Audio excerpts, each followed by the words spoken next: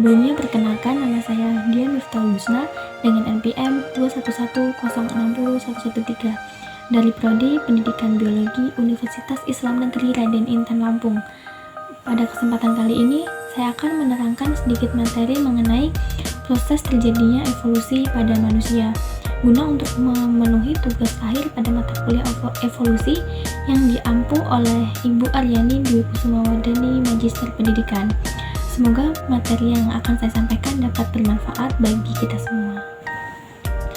Oke, langsung saja.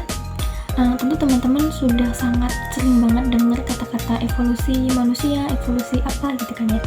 Jadi evolusi sendiri yaitu merupakan perubahan generasi ke generasi yang merupakan sifat yang berbeda dari nenek moyang. Kemudian proses tersebut berlangsung dalam waktu yang sangat lama, sangat panjang. Evolusi sendiri sebagai masuk ke dalam cabang ilmu biologi dalam rumpun sains. Apa sih evolusi manusia? Evolusi manusia sendiri yaitu merupakan proses evolusi dalam sejarah primata yang dapat menyebabkan munculnya Homo sapiens sebagai spesies sendiri dari famili hominid yang mencangkup kera besar.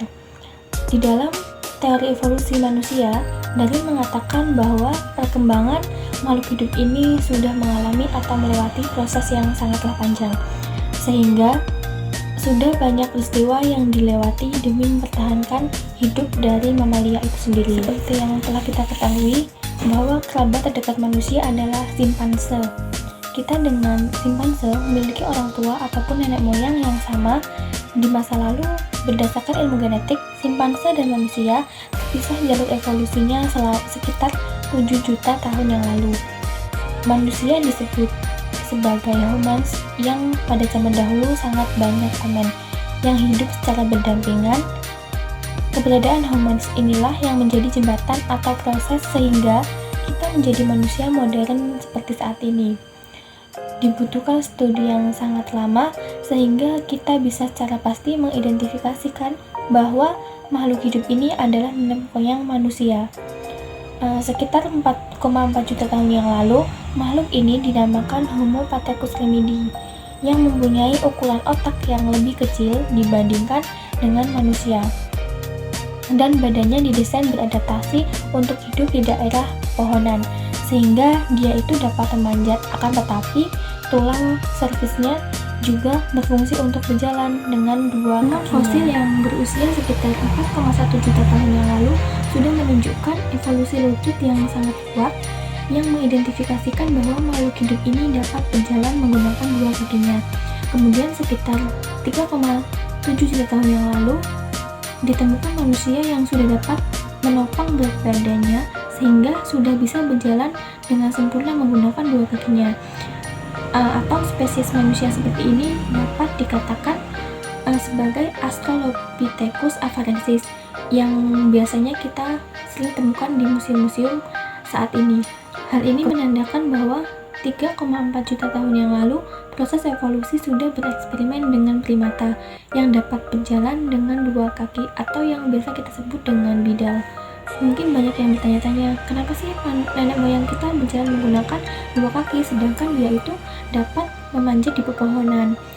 Hal tersebut dikarenakan untuk bertahan hidup manusia primata purba di Afrika yang ditutupi oleh hutan, dan di dalam hutan tersebut sangat banyak makanan yang bisa diakses oleh manusia purba. Akan tetapi, karena perubahan iklim hutan yang ada di Afrika berubah menjadi gurun, dan pada saat itu habitatnya menjadi kering sehingga makanan yang terdapat di situ sangat sulit diakses, sehingga mereka bermigrasi ke tempat yang lebih layak atau ke tempat yang banyak makanan dapat mudah diakses.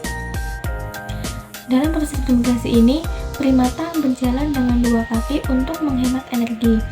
Kemudian sekitar 2,4 juta tahun yang lalu terdapat fosil Homo habilis yang menciptakan tools atau alat-alat seperti bebatuan yang diruncingkan. Kemudian sekitar 100.000 tahun yang lalu makhluk hidup ini mempunyai ciri yang berupa tinggi badannya itu kecil atau pendek. Kemudian sekitar 700 tahun yang lalu Homo erectus kembali ke Afrika. Kemudian mereka itu terbagi menjadi dua, yaitu Yang pertama, dia menetap di Afrika atau yang biasa atau disebutnya sebagai Heidelbergensis atau yang menetap di Afrika. Kemudian yang kedua, Neanderthal yang bermigrasi kembali ke Siberia. Jadi itu dia setelah berkumpul menjadi banyak, mereka itu bakal terbagi menjadi dua, kayak berpisah gitu. Sebetulnya kesimpulannya, kita sendiri sebenarnya belum mengetahui secara pasti ada berapa banyak manusia purba yang hidup di masa lalu yang merupakan bagian dari silsilah keluarga manusia. Dan ada beberapa fosil yang masih menjadi misteri yang sampai sekarang masih kita pelajari, dan masih banyak pertanyaan yang belum terjawab, seperti kenapa sih manusia purba itu dapat punah sedangkan manusia seperti kita ini masih betah hidup sampai sekarang. Proses seleksi alam yang manusia sebelum kita itu tuh mungkin tidak bisa beradaptasi dengan perubahan-perubahan iklim, kemudian dia menghasilkan atau menurunkan manusia seperti kita sekarang yang dapat beradaptasi, kemudian dapat bertahan hingga sekarang. Dapat saya sampaikan mengenai proses terjadinya evolusi pada manusia. Kurang dan lebihnya saya mohon maaf. Semoga video yang saya sampaikan dapat bermanfaat bagi kita semua. Saya akhiri, wassalamualaikum warahmatullahi wabarakatuh. You don't even know